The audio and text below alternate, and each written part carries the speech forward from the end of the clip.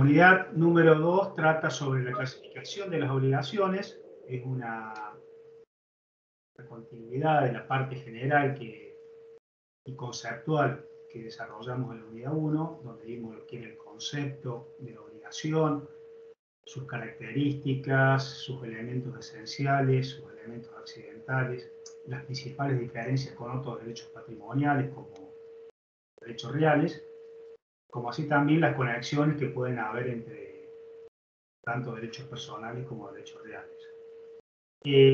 La clasificación de las obligaciones está legislada y contenida en el Código Civil y Comercial, por supuesto. Después de esta primera introducción que vimos en la unidad 1, después del concepto normativo de obligación, el Código comienza con una serie de artículos donde va a tratar las distintas clases de obligaciones sin seguir un criterio muy orgánico en este aspecto, pero sí mencionando las principales clasificaciones, como así también cuáles son los efectos de estas clases de obligaciones, que es lo que nos interesa a nosotros desarrollar y estudiar para comprender también el funcionamiento de esta relación jurídica. Vamos a compartir brevemente una presentación que les he preparado para que podamos comprender un poco más este tema.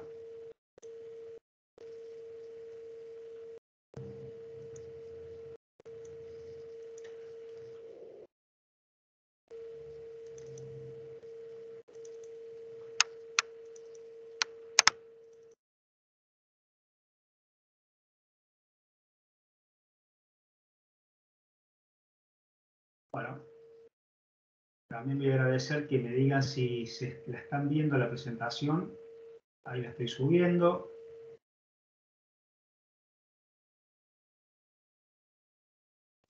Sí se ve, profe. Perfecto. Bueno, hay distintos criterios de clasificación. Nosotros hemos tomado como criterio seguir los distintos elementos esenciales de las obligaciones y también algunos efectos de las mismas. Por ejemplo, las obligaciones se clasifican según el objeto, según los sujetos, según el vínculo jurídico y según la causa. También vamos a encontrar clasificaciones según tengan elementos accidentales o carezcan de los mismos las obligaciones. Y finalmente, tomando un criterio temporal, según el tiempo de cumplimiento, vamos a ver que vamos a encontrar otro tipo de clasificación. Es decir, esos son los 6 criterios más importantes que ustedes pueden ver y observar y que de alguna medida, sin seguir esta misma metodología, nuestro Código Civil y Comercial ha adoptado. En el Código Civil y Comercial ustedes pueden estudiar este tema, que está fundamentalmente en la unidad 2, en el capítulo 3, título 1 del libro 3. Ahí se va a hablar de las clases de obligaciones y tenemos 100 artículos que tratan este tema, 100 artículos que van desde el artículo 764 y 864, de cuya lectura podemos sacar una primera conclusión, que no hay un criterio metodológico uniforme en cuanto a la legislación de este tema de las clases de las obligaciones. Tanto es así que ustedes van a ver que hay 11 secciones en este capítulo 3 y nos van a hablar de las obligaciones de dar, de las obligaciones de hacer y de no hacer, las obligaciones alternativas, las obligaciones facultativas, después obligaciones con cláusula penal y obligaciones con sanciones combinatorias, divisibles e indivisibles, obligaciones de sujeto plural, obligaciones concurrentes, disyuntivas, principales y accesorias y obligación de rendir cuentas. Esas son todas las clases de obligaciones que trae el código. Si ustedes leen eso, me van a decir, bueno, ¿cuál es el criterio de distinción? Bueno, no ha utilizado el codificador un criterio uniforme. Sí podemos decir que dentro, según el objeto, las obligaciones pueden ser de dar, hacer y no hacer, que estarían las dos primeras mencionadas ahí en el cuadro. Las alternativas y facultativas son una especie de obligación de dar. Las obligaciones divisibles e indivisibles también son una especie de obligación de dar, que también ya vamos a ver cómo se caracterizan. Las obligaciones de sujeto plural, bueno, ahí sí tenemos ya, según el sujeto, una clasificación. Y tenemos obligaciones simplemente mancomunadas, solidarias y concurrentes, y disyuntivas. Y después tenemos una obligación una clasificación de acuerdo al vínculo, la número 10, que ven ahí, en principales y accesorias. Pero bueno, ustedes ven que es todo como una dispersión que hace el código entre estas 11 secciones sin tomar un criterio que nosotros sí hemos seguido en el programa de la materia. Si ustedes lo pueden ver en el programa, nosotros empezamos clasificando las obligaciones según el vínculo, la primera clasificación, después la segunda según el objeto, después según el sujeto y finalmente según la causa fuente.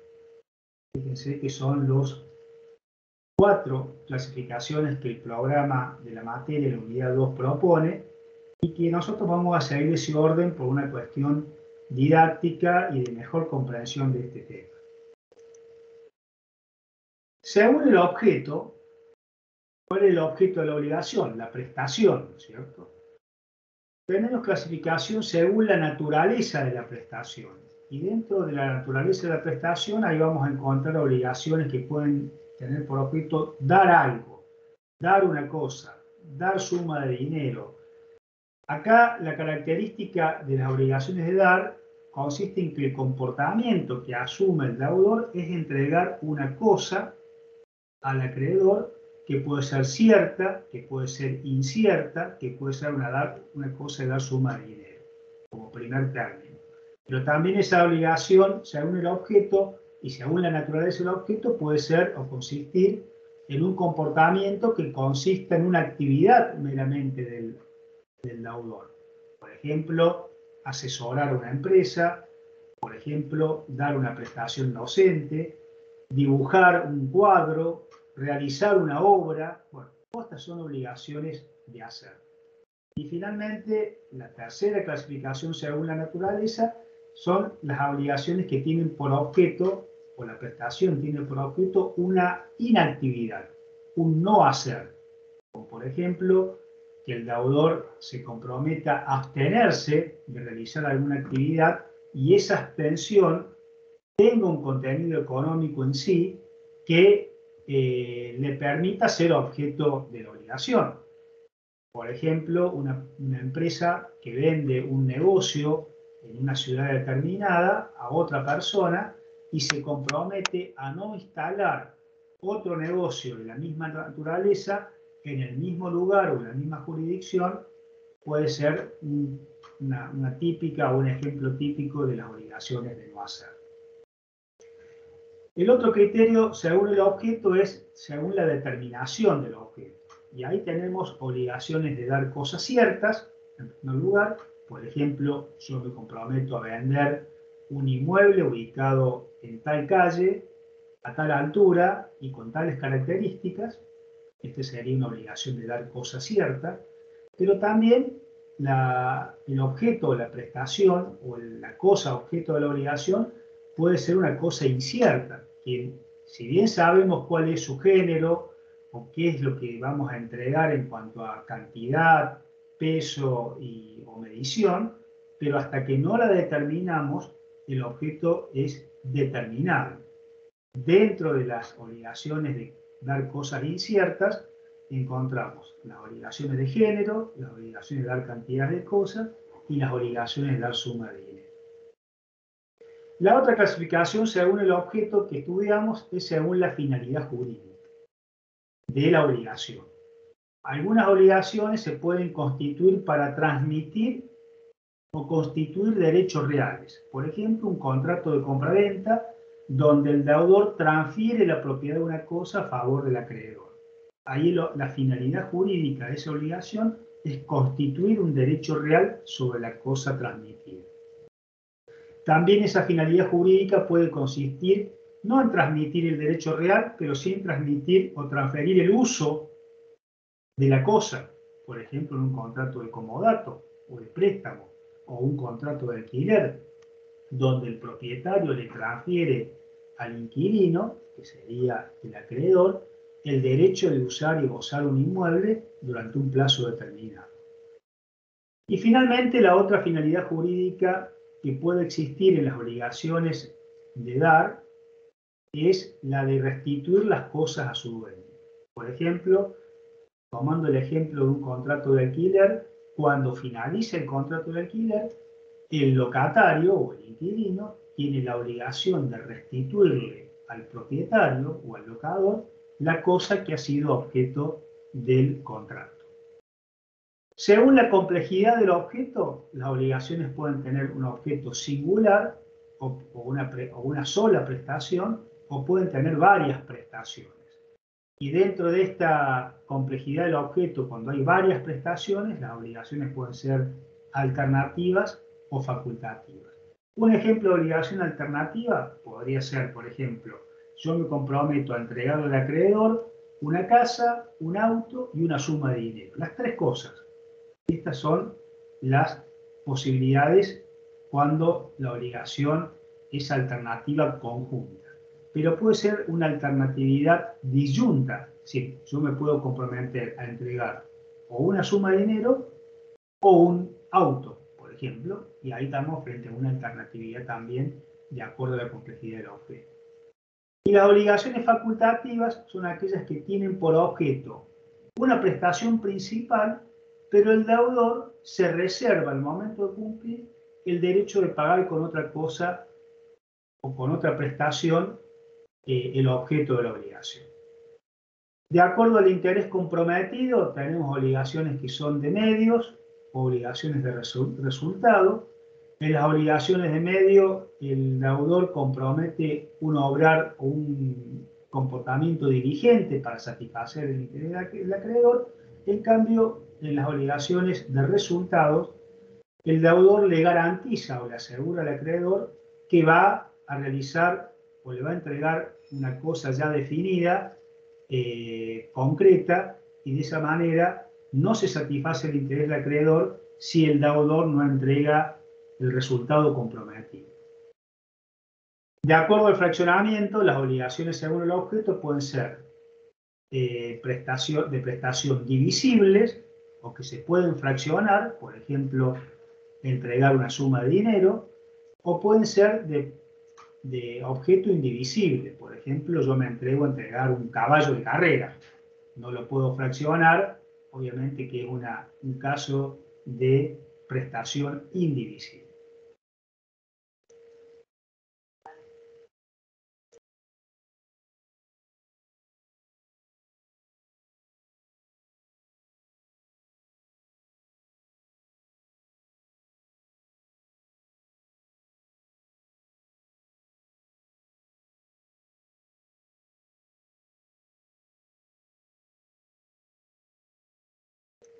Sí, disculpe. La otra clasificación que podemos hacer es según el vínculo jurídico. Y ahí, por su naturaleza, tenemos obligaciones civiles y naturales, primera clasificación. Por la interdependencia estructural, obligaciones principales y accesorias. Y por la interdependencia funcional del vínculo, tenemos obligaciones autónomas y obligaciones recíprocas. O sea, también vamos a ver en detenimiento después este tipo o esta clase de obligaciones. Según los sujetos, las obligaciones pueden ser de sujeto único o pueden ser obligaciones de sujeto plural. En las obligaciones del sujeto único hay un acreedor y un solo deudor. En las obligaciones del sujeto plural podemos encontrar obligaciones que en un polo, en el polo activo, haya uno o más acreedores, en el polo pasivo puede haber uno o más deudores, o puede darse que en cualquiera de los dos polos, activo o pasivo, haya pluralidad de sujetos, tanto pluralidad de coacreedores o pluralidad de codeudores. Las obligaciones del sujeto plural se clasifican a su vez en simplemente mancomunadas, solidarias y concurrentes, y también tenemos obligaciones que son disyuntivas y no disyuntivas, que también vamos a estudiar en particular cuando veamos y desarrollemos estos temas especialmente. Según la causa, tenemos obligaciones de causa nominada y de causa innominada. Las obligaciones de causa nominada son aquellas que tienen un nombre o una denominación concreta dentro del Código Civil y Comercial. Y las obligaciones de causa innominada son aquellas que no tienen una denominación, pero que están establecidas legalmente sin un nombre específico que la podamos identificar. Ejemplo de una causa nominada puede ser el contrato, los hechos ilícitos, el abuso del derecho, el enriquecimiento sin causa. Y ejemplo de una obligación de causa innominada puede ser la obligación alimentaria, que tiene su origen o su causa en la ley. Son obligaciones también llamadas ex lege, sin una denominación específica que contenga el ordenamiento jurídico. Y después la otra clasificación según la causa son obligaciones de causa contractual, por supuesto son aquellas que tienen su origen en un contrato, en un acuerdo de voluntades, y obligaciones según la causa sea extracontractual, es decir, que nazcan fuera de un contrato o fuera del acuerdo de voluntades, entre las que podemos mencionar, por ejemplo, las obligaciones que nacen de los hechos ilícitos, de los delitos, de los cuasidelitos, del abuso del derecho, del enriquecimiento sin causa, entre otras causas extracontractuales que podemos mencionar. Según la modalidad o los elementos accidentales de la obligación, tenemos las obligaciones puras y simples, son aquellas que carecen de un elemento accidental, y las obligaciones modales son aquellas que presentan alguno de los elementos accidentales que estudiamos en la clase anterior, que pueden presentar un cargo, un plazo o una condición. Según el tiempo de su cumplimiento, las obligaciones pueden ser, según la duración del cumplimiento, de ejecución instantánea. Por ejemplo, yo compro de contado un bien de consumo, voy al supermercado, le hago una compra, la pago en ese mismo momento. Pero pueden también ser de ejecución continuada o tracto sucesivo, que se prorrogan o se prolongan a lo largo del tiempo. Por ejemplo, el pago de un alquiler mensual, el pago de un préstamo de dinero donde yo voy pagando los intereses mensualmente, el pago de una compraventa a plazo, entre otras cuestiones. Y de acuerdo al tiempo de exigibilidad, tenemos obligaciones de ejecución inmediata, que son aquellas que se ejecutan inmediatamente, una obligación pura y simple, obligaciones de ejecución diferida, como aquellos casos donde el acreedor puede exigir el cumplimiento de la obligación una vez que se cumpla alguno de los elementos accidentales establecidos en el título de la obligación, ya sea cuando se cumple el plazo o cuando se cumple una condición. Bueno, la primera clasificación, y acá sí vamos a seguir el orden propuesto ya por el programa, son las obligaciones, la clasificación de las obligaciones con relación al vínculo jurídico. La primera clasificación que trae el código, o que existía en el código civil de Vélez, era la clasificación de obligaciones civiles y las obligaciones naturales. Las obligaciones civiles eran aquellas en donde el acreedor, frente al incumplimiento del deudor, podría reclamar judicialmente el cumplimiento forzado de la prestación.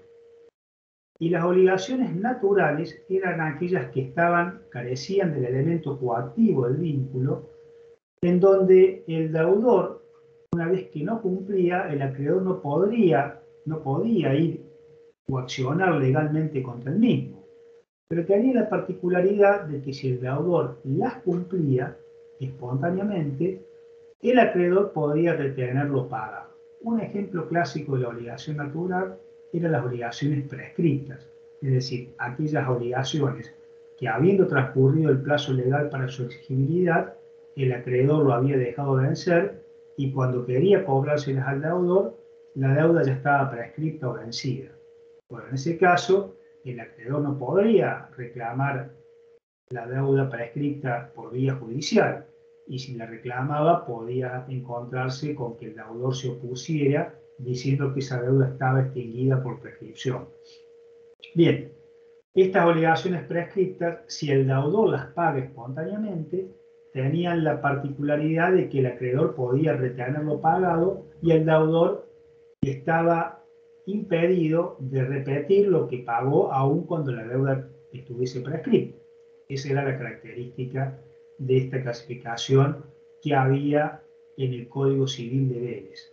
En el año 2015, con la sanción del nuevo Código Civil y Comercial, se suprimió esta clasificación de obligaciones civiles y naturales y únicamente se ha dejado, se ha anunciado o se ha regulado lo que son los deberes morales o de conciencia en el artículo 728, que son aquellos deberes que de alguna manera el deudor quiere cumplir espontáneamente y que cumplido también tiene el efecto de aquellas obligaciones naturales legisladas en el Código Civil anterior.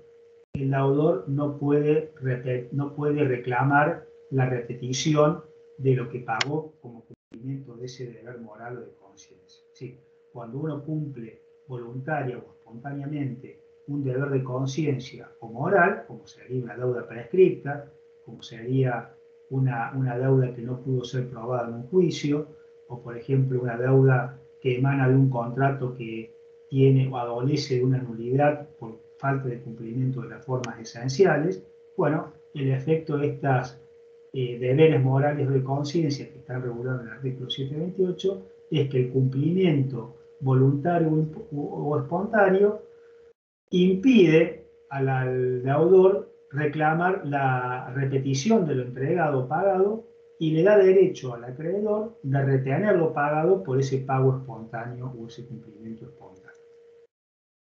Bueno, hay supuestos específicos en el Código Civil y Comercial de irrepetibilidad. Sí, de aquellos casos en donde el deudor cumple con una obligación que no es tal porque carece de un vínculo civil, pero, y lo hace por un deber de conciencia o un deber de moral, y que una vez pagado no puede repetir lo que ha cumplido o entregado por ese cumplimiento espontáneo. Tenemos el caso de los intereses en un mutuo gratuito, de las deudas de juego o puro azar que no estén prohibidas, o el pago de una obligación prescripta. Son ejemplos o supuestos de obligaciones, de deberes de conciencia o de deberes morales que, si son cumplidos por el deudor, tienen el efecto de que éste no puede repetir lo que ha pagado por esa obligación. También hay un ejemplo en el artículo 539, en el caso de los alimentos, que ahí les voy a mencionar cómo funciona esta figura. El artículo 539 dice que la obligación de prestar alimentos no puede ser compensada ni el derecho a reclamarlos, a percibirlos, ser objeto de transacción, renuncia, cesión o gravamen. No es repetible lo pagado en concepto de alimentos.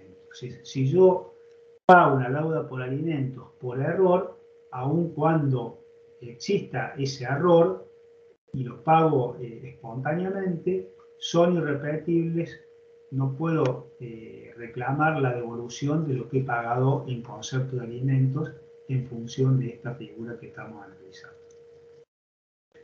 La otra clasificación, según el vínculo jurídico que trae el programa, son las obligaciones principales y las obligaciones accesorias.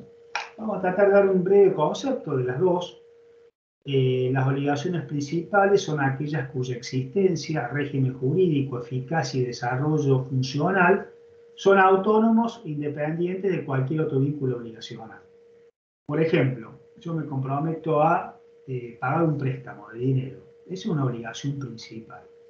Pero si a su vez yo ese préstamo de dinero lo garantizo o lo aseguro con la fianza de un amigo, ahí ya tenemos una obligación accesoria, que es la garantía o la fianza, mediante la cual el deudor va a asegurar el cumplimiento de la obligación principal. La obligación accesoria Bueno, los derechos y obligaciones son accesorios a una obligación principal cuando dependen de ella en cualquiera de los aspectos precedentemente indicados, o cuando resulten esenciales para satisfacer el interés del acreedor. La regla general es que hay independencia de vínculos, el principal y accesorio. En principio, toda obligación cuando existe se presume que es principal, salvo que se demuestre lo contrario. Y la regla que se aplique en materia de obligaciones principales y accesorias es que lo accesorio sigue siempre la suerte de lo principal. ¿Qué significa eso? Que si el deudor de la obligación principal paga esa deuda, se extingue la obligación accesoria. Si el inquilino paga la deuda por alquileres, extingue la fianza que dio el amigo en garantía de ese contrato de alquiler. Si la obligación principal es nula, también es nula la obligación accesoria. Este principio o esta regla que está enunciada ahí en el tercer punto es el efecto principal que tiene esta clasificación. ¿Cuál puede ser la fuente de accesoriedad? Es decir, ¿de dónde puede provenir una obligación accesoria? Puede provenir de la ley, cuando hablamos de accesoriedad legal, o puede provenir del acuerdo de voluntades, cuando hablamos de accesoriedad convencional.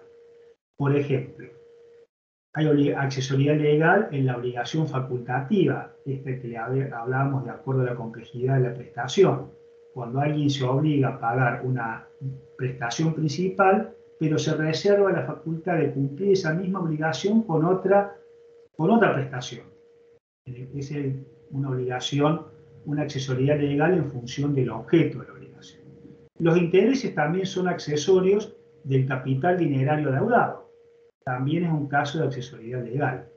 Los daños y perjuicios, cuando el deudor no cumple la prestación principal y el acreedor pierde el interés que ésta se cumpla, debe los daños y perjuicios el deudor por ese incumplimiento. También este sería un caso de accesoriedad legal. La accesoriedad es convencional cuando proviene del acuerdo de voluntades. Por ejemplo, una accesoriedad legal en función del sujeto, como podría ser un garante o un fiador de una obligación principal en un contrato de alquiler. También vimos casos de accesoriedad convencional cuando estudiamos el cargo o el modo. Es decir, una persona donaba un inmueble con el cargo, obligación accesoria, de que el donatario construyese en parte del inmueble una escuela, por ejemplo. Eso también, el cargo es una obligación accesoria. La cláusula penal, que también lo vimos como elementos accidentales de las obligaciones, es un caso de accesoriedad convencional. Yo acuerdo con el deudor que si no cumple con la prestación principal, va a tener que pagar una pena económica, pactar una cláusula penal, que va a resarcir el daño sufrido por el acreedor en caso de incumplimiento. Bueno, y con respecto, estas son las fuentes de la accesoriedad. En cuanto a las especies de accesoriedad, tenemos con relación al objeto, cuando aseguran una prestación principal, por ejemplo, los intereses legales, los frutos de una cosa son accesorios a la misma. Con relación al sujeto obligado, el caso de los garantes o fiadores. Y hay otras especies de derechos accesorios, como son los derechos reales de garantía, hipoteca, prenda, que van a garantizar una obligación principal. Y hay otros deberes secundarios o accesorios que los estudiamos cuando vimos el contenido del crédito o la deuda. Por ejemplo, es un deber secundario o accesorio a la obligación, el crédito, el deber de colaboración del acreedor para cumplir. O un derecho accesorio que tiene el deudor en una deuda es el derecho de exigirle al acreedor que colabore para que la prestación sea cumplida. Y después tenemos cláusulas accesorias, que son las que aparecen en los contratos, donde se pueden pactar cláusulas penales, se pueden plantar plazos, condiciones o alguna otra modalidad de la obligación. El principal efecto de la accesoriedad es el que enunciamos recién al ver las reglas. Cualquier caso de ineficacia del acto que origina la obligación o causa de extinción de la obligación principal acarrea la extinción de la obligación accesoria por vía de consecuencia.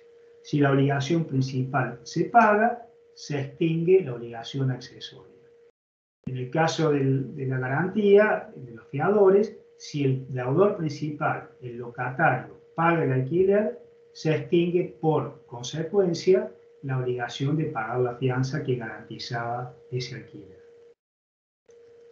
Bueno, hasta acá o hasta aquí hemos visto la primera clasificación de las obligaciones, según el vínculo jurídico. Repito, pueden ser obligaciones civiles o naturales, con la disquisición que hicimos recién de que se ha suprimido esta clasificación en el nuevo Código Civil y Comercial, pero se mantiene todavía intacto, legislado, la situación de los deberes de conciencia o deberes morales que vendrían a ser las antiguas obligaciones naturales que hoy obtienen su regulación bajo esta denominación y que tienen como efecto principal la imposibilidad del deudor de pedir la repetición de lo que pagó por cumplimiento espontáneo de ese deber de conciencia o ese deber moral. La otra clasificación según el vínculo es principales y accesorias, y la otra clasificación que propone el programa en el punto 2 es obligaciones simples y obligaciones recíprocas. En las obligaciones simples, acreedor y deudor quedan obligados por un solo vínculo únicamente. Por ejemplo, yo me obligo a donar un inmueble a una persona, bueno, hay un solo obligado en esa obligación, que es el donante, que se obliga a transferir a otro donatario una cosa en donación. Las obligaciones recíprocas son aquellas donde el vínculo es más complejo porque tanto acreedor y deudor asumen recíproca y simultáneamente el carácter de acreedor y deudor. Por ejemplo, la compraventa, por ejemplo, el contrato de locación. En la compraventa, el vendedor se obliga a transmitir la propiedad de una cosa, pero a su vez es acreedor del precio que le va a pagar el comprador. Y también el comprador es deudor de una suma de dinero, pero es acreedor de la cosa vendida. Ahí tenemos una reciprocidad, una interconexión en las obligaciones, de acuerdo al vínculo, que también aparece como otra clasificación en obligaciones simples u obligaciones interdependientes o recíprocas, como son las que vimos y observamos recién. La otra clasificación que también estudiamos en esta unidad es con relación al objeto o a la prestación. Ahí vamos a ver distintas clasificaciones que trae nuestro Código Civil y Comercial, pero bueno, vamos a estudiar o analizar las principales clases de este tipo o especie de obligación. Según el objeto hay distintas especies. Tenemos en primer lugar, según la naturaleza del objeto, obligaciones de dar, de hacer o de no hacer. Según el fin perseguido, tenemos obligación que tienen por objeto constituir derechos reales, obligaciones que tienen por objeto restituir las cosas a su dueño, y la tercera clasificación según el fin es obligaciones que tienen como finalidad para transferir el uso o la tenencia de la cosa. Ejemplo de obligación de dar, según la naturaleza del objeto. Bueno, la obligación de entregar un auto. Esa es una obligación de dar cosa cierta. Ejemplo de obligación de hacer. Bueno, la obligación de construir una casa por una empresa constructora. Ejemplo de obligación de no hacer. El compromiso que puede asumir una empresa de no participar en un concurso de precios o una licitación pública. Ejemplo de una obligación de no hacer. Según el fin perseguido, obligaciones que tienen por finalidad constituir derechos reales. Bueno, aquella obligación que nace en un contrato de venta, en donde una de las partes, el vendedor, se compromete a transmitir a la otra un derecho real de dominio sobre la cosa vendida. Obligaciones que tienen por fin la restitución de las cosas a su dueño. Bueno, en un contrato de comodato, quien recibe en préstamo la cosa se obliga a restituir la misma cosa prestada al momento de finalizar el contrato. Y de acuerdo a la finalidad jurídica, obligaciones que tengan por fin transferir el uso o tenencia de una cosa, la que puede emanar, por ejemplo, de un contrato de alquiler, donde el locador se compromete a transmitir o se obliga a transmitir el uso o la tenencia de una cosa a favor del locatario durante un plazo determinado. Según el objeto sea único o múltiple, tenemos obligaciones acumulativas. Por ejemplo, yo me obligo a entregar un caballo, un auto y un inmueble, las tres cosas simultáneamente, o tengan por objetos prestaciones alternativas. Al revés, yo me obligo a entregar una casa o un auto o una suma de dinero. Yo cumplo con una de esas prestaciones divididas entre varias prestaciones comprometidas. Ya vamos a ver quién es el que puede elegir de esas prestaciones alternativas la que le va a entregar al acreedor. También lo vamos a ver después cuando desarrollemos esta clasificación. Y finalmente, como ejemplo de obligaciones de objeto único múltiple, tenemos las obligaciones facultativas. Las obligaciones facultativas, el deudor se compromete a entregar una prestación principal, pero se reserva al momento del cumplimiento a cumplir con esa obligación con una prestación distinta. Por ejemplo, yo me obligo a entregarte $10.000, pero me reservo el derecho de pagarte esa misma prestación con otra moneda extranjera, entregando 3 euros, por ejemplo. Bueno, este es un caso de una obligación de objeto múltiple por prestación facultativa. Por supuesto que a diferencia de la alternativa, la obligación facultativa siempre está establecida a favor del deudor y no del acreedor. Bueno, siguiendo también el orden propuesto por el programa, dentro de la clasificación de las obligaciones según la naturaleza, la primera que vemos es la obligación que tiene por objeto dar cosas ciertas. En la obligación de dar cosa cierta, la prestación o el objeto de la obligación consiste en que el deudor le va a entregar al acreedor una cosa que está perfectamente individualizado en el título o en el contrato de la obligación. Por ejemplo, yo me comprometo a entregarle al acreedor una casa ubicada en un domicilio determinado, con tales linderos, con tales límites, con tal superficie. En este caso se caracteriza porque el objeto de la obligación, la prestación, está perfectamente determinada. Hay certeza, hay individualización. Tanto el acreedor como el deudor saben perfectamente lo que van a recibir, como el acreedor lo que debe entregar. La obligación de dar cosa cierta genera dos deberes principales: el deber de conservación y el deber de entrega. El deudor de una cosa cierta está obligado a conservarla en el mismo estado en que se encontraba cuando contrajo la obligación y entregarla con todos sus accesorios. Esto dice el Código Civil en forma expresa: si yo cuando vendo una casa y la voy a entregar en un plazo distinto a la firma del contrato, tengo que conservar esa casa en la misma situación y en el mismo estado que se encontraba cuando contraje la obligación o cuando firmé el contrato, con todos sus accesorios. Obviamente que si es una casa que tenía ventanas, tenía calefacción, tenía instalación eléctrica, etc., yo cumplo con esta prestación entregando las cosas en perfectas condiciones o las mismas condiciones que me comprometí con todos sus accesos. El otro deber que tiene el deudor, la obligación de dar cosas ciertas, es cualquiera de las partes tiene derecho a requerir la inspección de la cosa en el acto de su entrega. La recepción de la cosa por el acreedor hace presumir la inexistencia de vicios aparentes y la calidad adecuada de la cosa, sin perjuicio de reclamar algún saneamiento que se pueda dar en caso de que exista un vicio oculto, lo que se llama técnicamente vicios hereditarios, donde el que recibe la cosa tendrá un plazo legal, que ya vamos a ver, para reclamar para el supuesto de que la cosa entregada tenga algún defecto oculto que no se pudo advertir al momento de ser entregada por el deudor.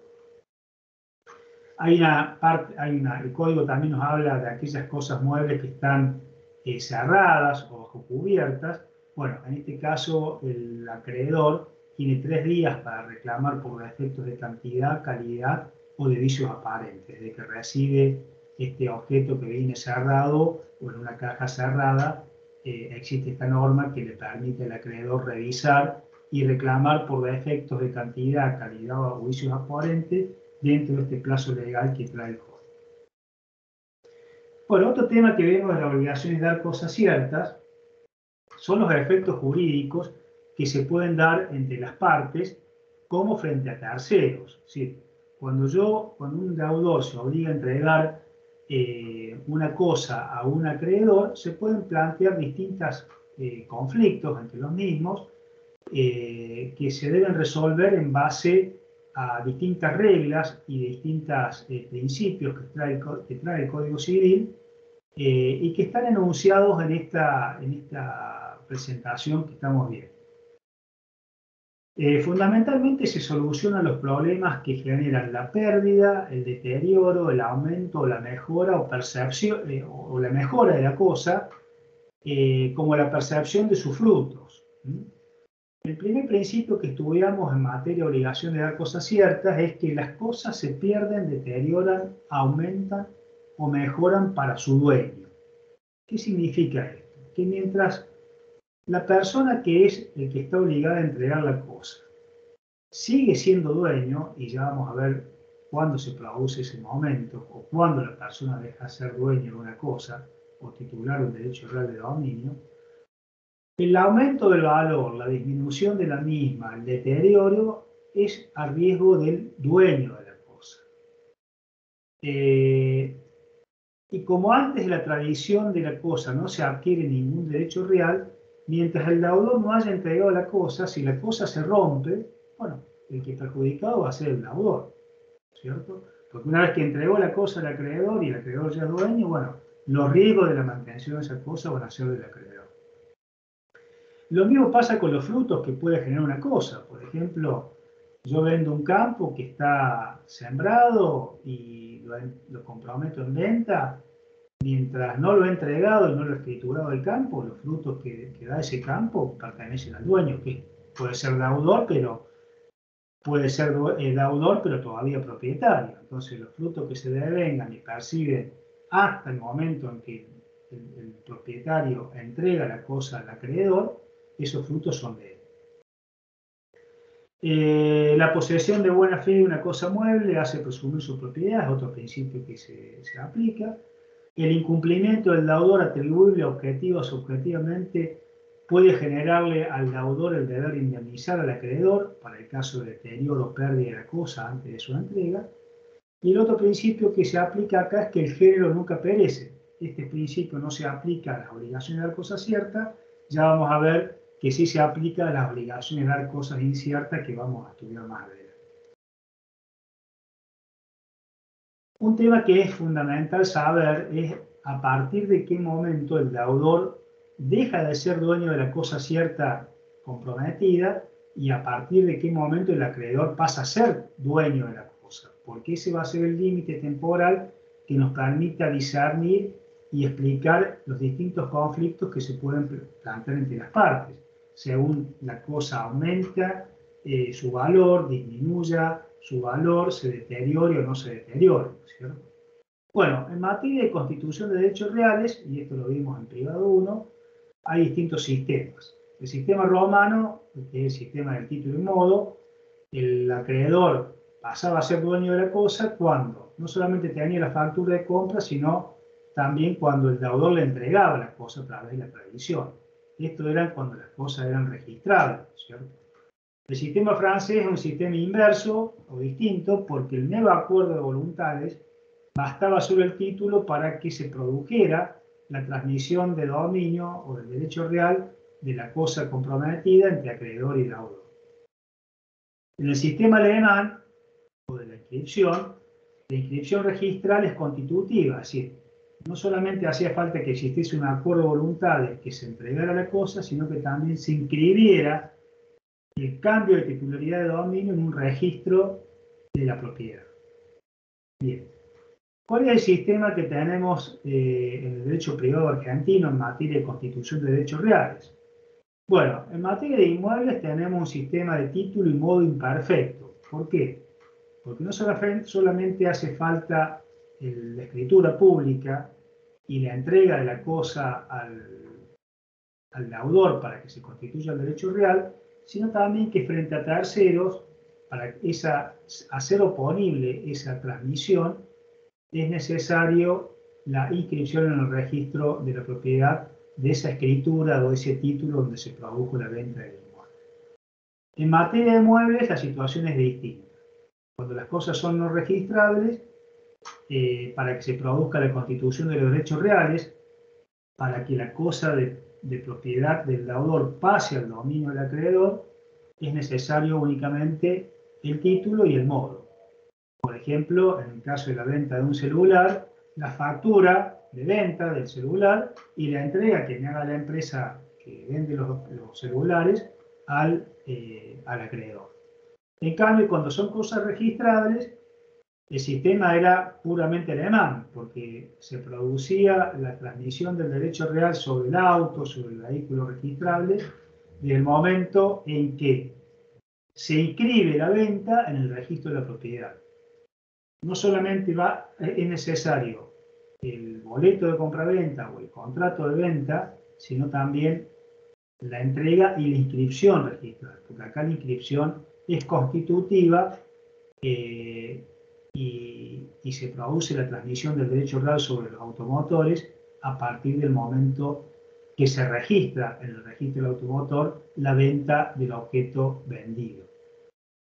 Esto se diferencia de los inmuebles porque el sistema de inmuebles requiere título modo, y entre partes ahí se perfecciona el contrato de venta y la transmisión entre partes, pero frente a terceros es necesario la inscripción en el registro para hacer oponible esa transmisión real a terceros o a los acreedores del deudor como los acreedores del comprador del inmueble.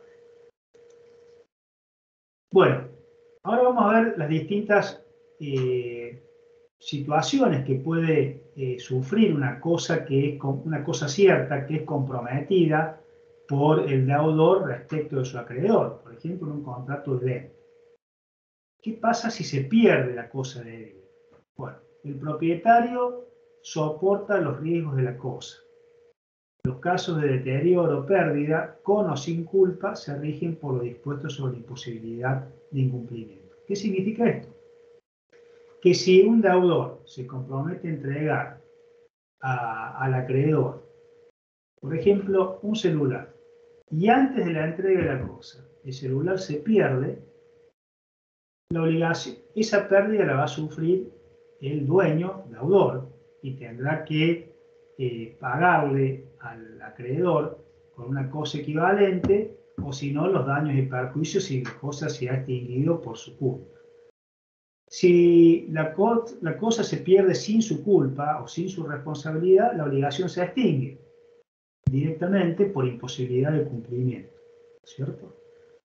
¿Cuándo hay pérdida de la cosa cierta? Bueno, se puede destruir total o parcialmente, se puede hacer una destrucción material, por ejemplo, yo me comprometo a vender este celular, pero resulta que se explota por algún motivo, porque explota la batería y no puedo entregárselo al acreedor. Bueno, en ese caso, la destrucción es sin culpa del deudor y la obligación se va a resolver sin que deba pagar daños y perjuicios.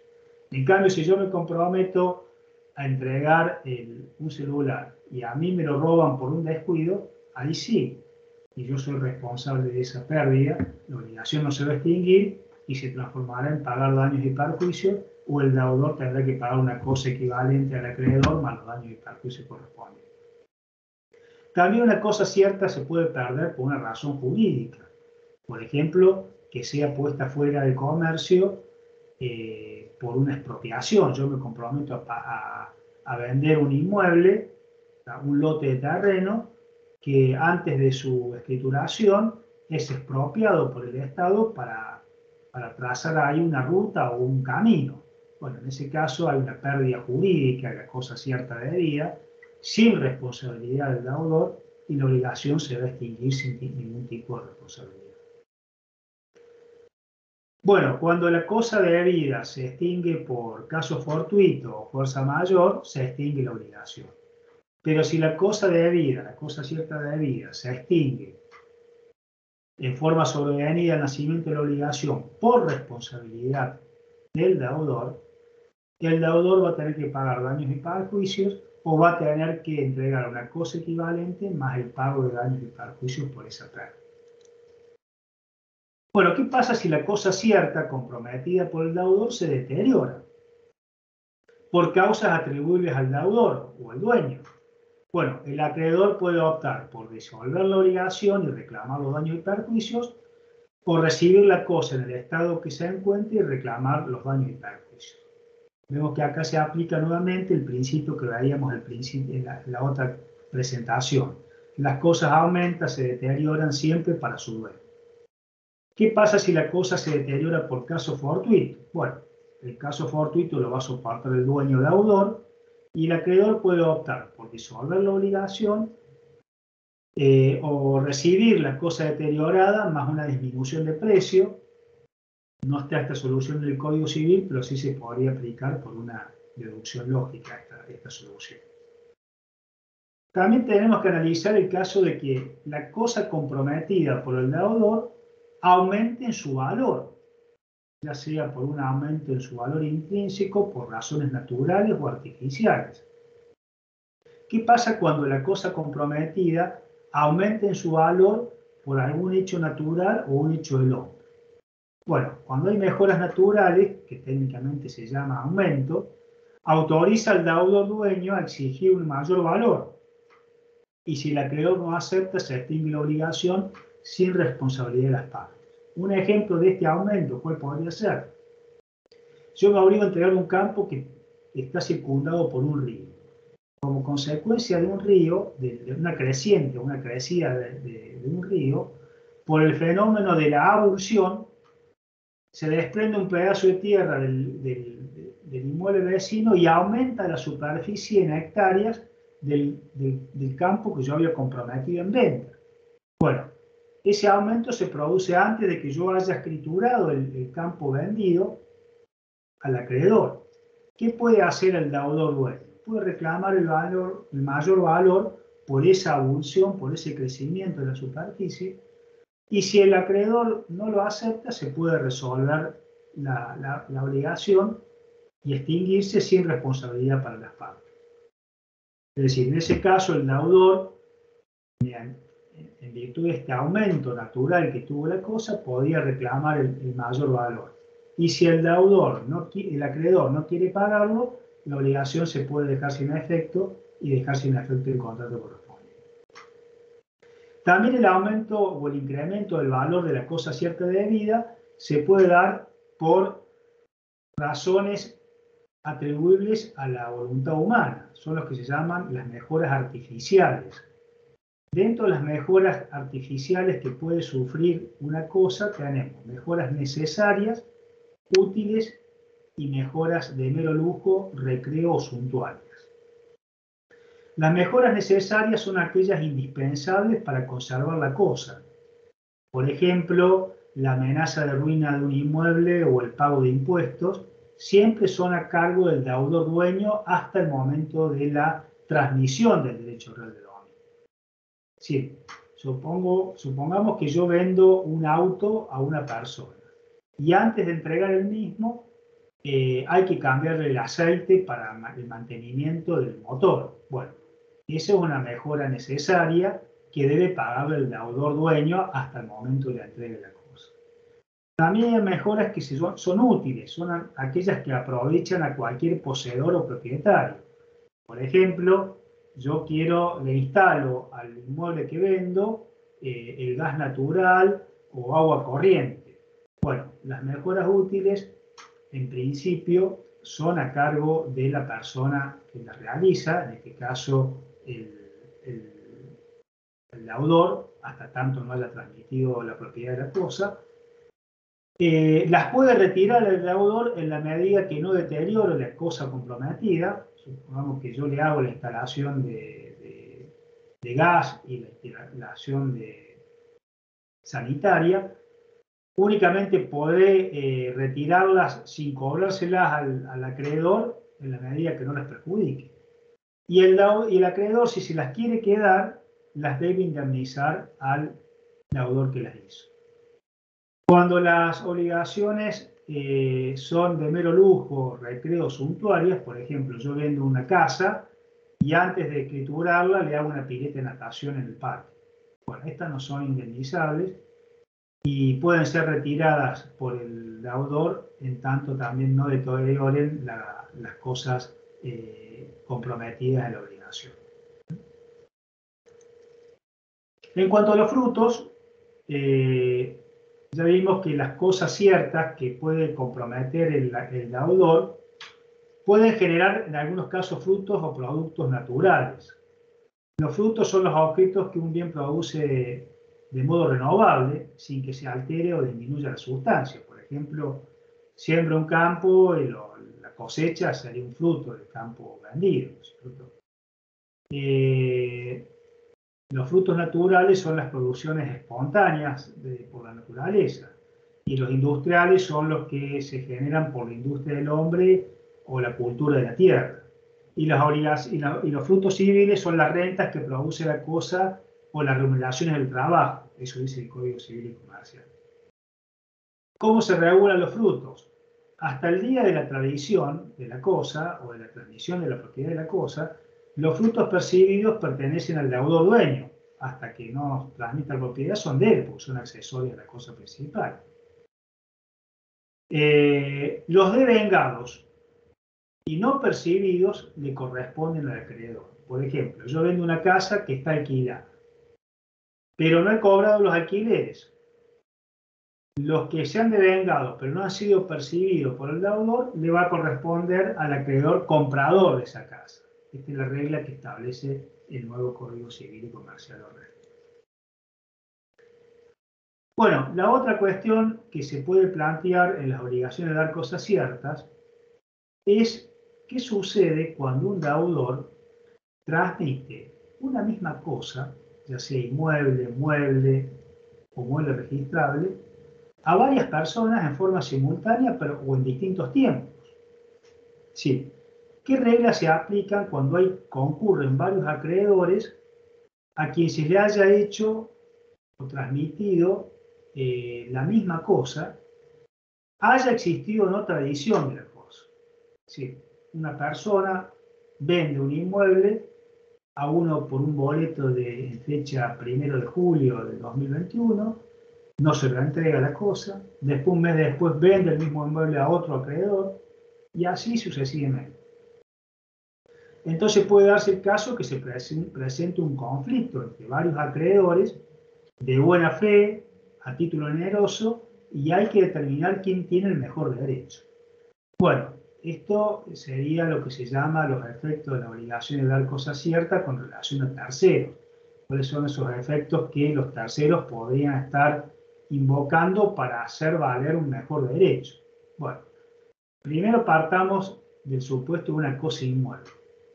Si hay varios acreedores que concurren respecto a reclamar una cosa inmueble que ha sido transmitida por el deudor a varias personas y todos son acreedores de buena fe a título oneroso, es decir, han pagado un precio por ese inmueble, las reglas son las siguientes. Tiene mejor derecho el que tiene la inscripción registral y la tradición de la cosa. Primera regla. Si alguno no tiene la inscripción registral ni la tradición, y tiene la tradición, tiene mejor derecho al que le haya entregado la cosa inmueble. Puede darse que no haya existido tradición, pero sí se haya inscrito registralmente el título de la obligación. Bueno, tendrá prioridad o preferencia legal o mejor derecho aquel título que esté inscrito precedentemente en el registro de la propiedad, por el efecto declarativo que tiene esa inscripción registrada. Y si todos son adquirentes de un inmueble por un boleto privado, sin inscripción registral y sin posesión, tiene mejor derecho el que tenga el título o el boleto de compraventa con fecha cierta, esto es muy importante aclararlo, fecha cierta anterior, aplicándose el principio de primero en el tiempo, primero en el derecho. ¿Qué pasa con las cosas muebles? Bueno, cuando son cosas muebles registrables, ustedes saben que el sistema de constitución de derecho real en materia de cosas muebles registrables, automotores, es constitutivo. Con lo cual, si hay varios acreedores de buena fe a título oneroso, tendrá mejor derecho aquel que tenga la inscripción registral precedente. Si no hay inscripción registral, algunos de estos acreedores tendrá preferencia legal el que haya recibido la tradición. Y si la cosa no es registrable, también, porque el título más el modo hacen a la constitución del derecho real. Aquel que primero haya recibido la posesión tendrá mejor derecho y podrá referir las acciones en contra de los otros acreedores.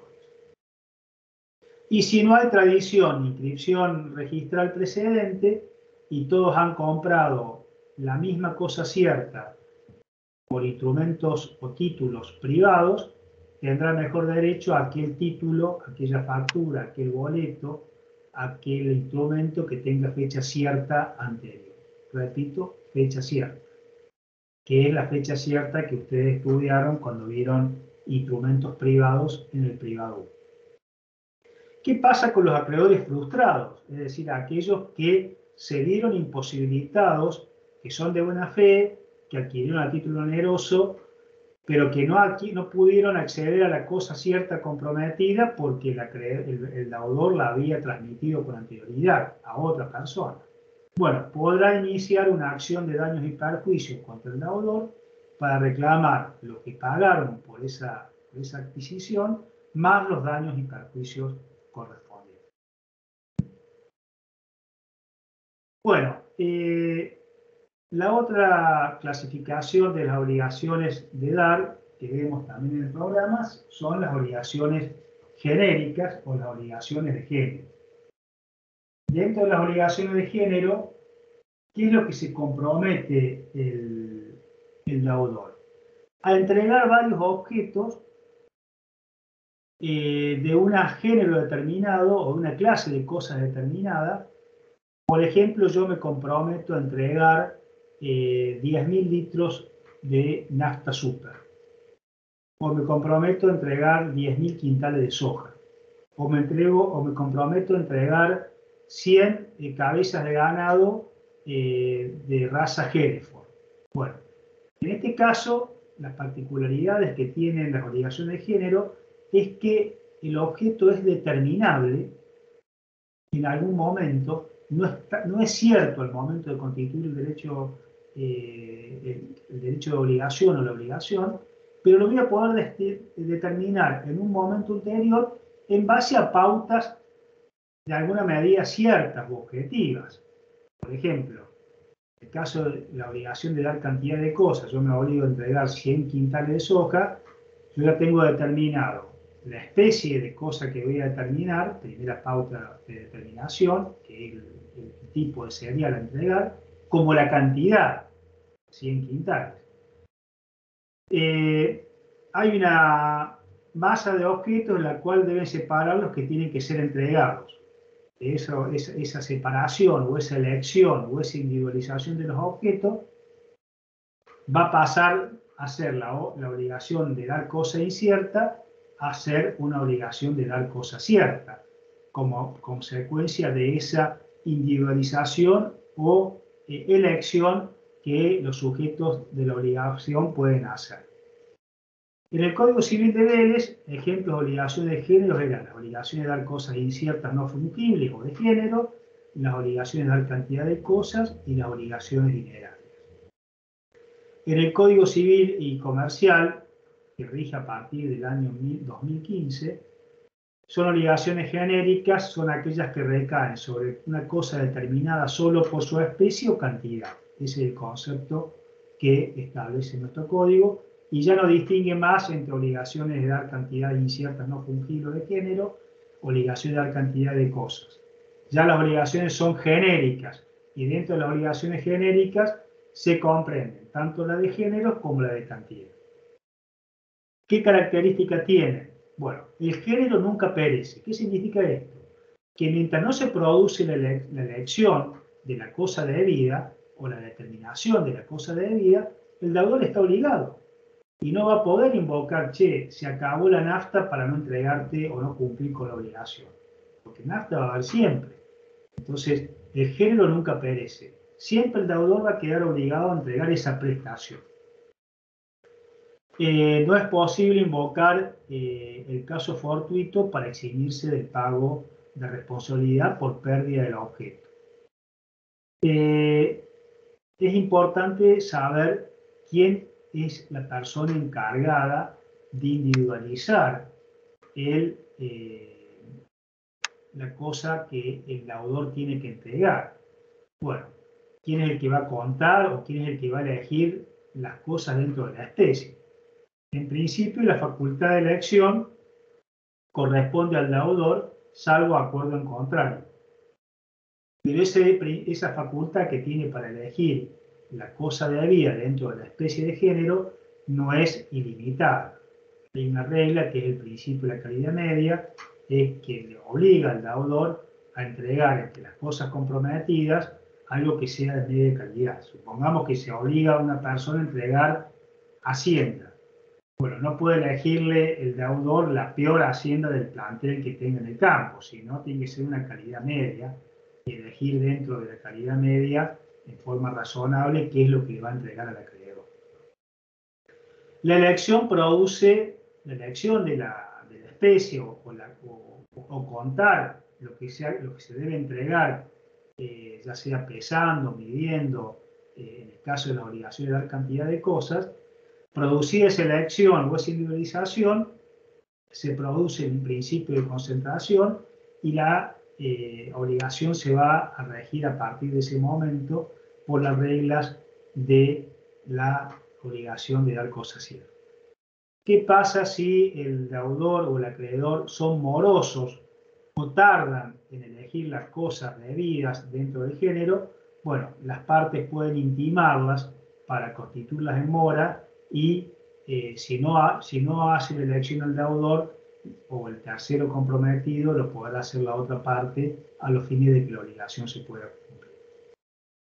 Después, dentro de la obligación de género, tenemos un caso especial de las llamadas obligaciones de género limitado, que son cuando las partes reducen la posibilidad de elección a un cierto grupo de cosas y hace posible que se entregue la obligación. Por ejemplo, una obligación de género limitado es el caso en donde yo me comprometo a entregar de mi hacienda, que están de mis 200 cabezas de ganado que están en mi campo, 10 de ellas. Bueno, ahí el género está limitado de manera tal de que si se destruyera o se perdieran las 200 cabezas de ganado, ahí sí podría ser el caso de poder invocar la imposibilidad de cumplimiento y estaríamos exceptuados del principio de que el género nunca perece. Ese sería el caso o el supuesto especial de las obligaciones de género limitado, que sería como un tipo de obligación alternativa. Bien.